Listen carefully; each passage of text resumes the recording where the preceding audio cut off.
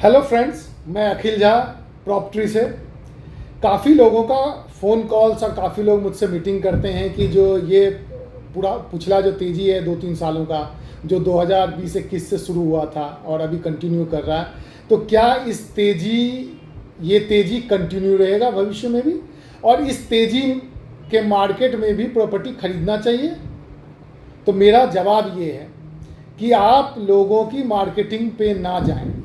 जब एक तेज़ी आता है तो उसके बाद कंसोलिडेशन फेज़ और स्टेबिलिटी फेज़ आता ही आता है। ये एक किसी भी चीज़ का ग्रोथ साइकिल है। ग्रोथ साइकिल जो होता है किसी भी चीज़ का, अगर आपका ग्रोथ हुआ, ग्रोथ होने के बाद आपका स्टेबिलिटी आएगा, स्टेबिलिटी के बाद कंसोलिडेशन होगा, कंसोलिडेशन के बाद फिर दूसरी तेज़ी स्टार्ट होता है। तो ये एक लाइफ साइकिल है, ये प्रॉपर्टी में भी एज इट इज़ होगा।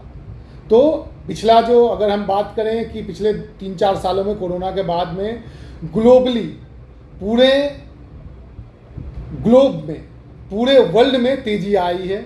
अगर मैं बात करूं, हमारे कुछ क्लाइंटों ने या हमने भी दुबई में और आपके कनाडा वगैरह में इन्वेस्टमेंट करा रखा है, तो ग्लोबली कनाडा बहुत ज़्यादा तेज़ हुआ। लगभग 20 टाइम्स 25 टाइम्स की तेज़ी आई कुछ जगहों में, कनाडा वगैरह में।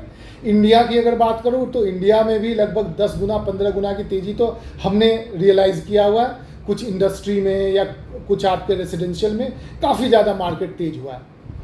तो ऐसा कोई बहुत बड़ा हैपनिंग नहीं हुआ कि इतनी ज़्यादा मार्केट तेज होना था। तो आप अपने लॉजिकली दिमाग को, अपने विवेक को, अपने दिमाग को, अपने दिल को, सारी चीज़ों को, और जो आपका एक्सपीरियंस है उसके बेसिस पे डिसीजन लेके प्रॉपर्टी खरीदें। कहीं ऐसा ना हो कि आज अगर आप प्रॉपर्टी खरीद रहे हैं तो अगले 4-5 साल के लिए आप स्टक्ड हो जाएं। क्योंकि मैं पिछले 17-18 साल से रियल इस्टेट में वर्क कर रहा हूँ और मैंने लोगों को देखा है कि जब वो स्टक्ड होते हैं तो अपने कैपिटल को भी इरेज करते हैं, कैपिटल का भी नुकसान करते हैं। तो आप सोच समझ के, बिल्कुल सोच समझ के, दिमाग की बत्ती जला के ख़रीदारी करें। कहीं ऐसा तो नहीं है कि ये अब अगला स्टेज जो है वो स्टेबिलिटी का स्टेज आने वाला है।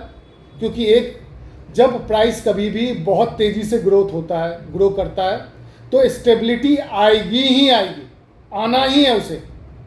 मैं बेसिकली नोएडा, ग्रेटर नोएडा और यमुना एक्सप्रेसवे में काम करता हूँ।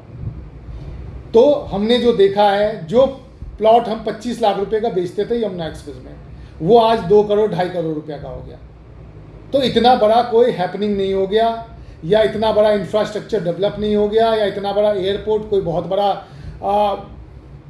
बड़ा इवेंट नहीं हो गया कि इतनी ज़्यादा प्रॉपर्टी का में तेज़ी आ जाए। जो भी सोचते हैं कि प्रॉपर्टी का प्राइस एयरपोर्ट आने से 5 गुना 10 गुना बढ़ जाना चाहिए, उनको मैं ये कहना चाहूँगा कि एयरपोर्ट अभी धरातल पे नहीं है और एयरपोर्ट का 10 हेक्टेयर का लैंड है।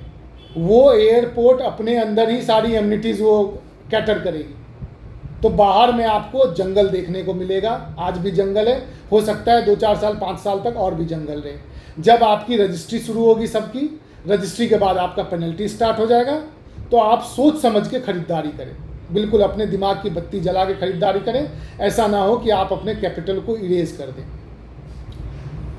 बाकी नेक्स्ट वीडियो में हम और चीज़ों को डिस्कस करेंगे, यमुना एक्सप्रेसवे के प्राइस को लेकर हम डिस्कस करेंगे। Thank you for watching.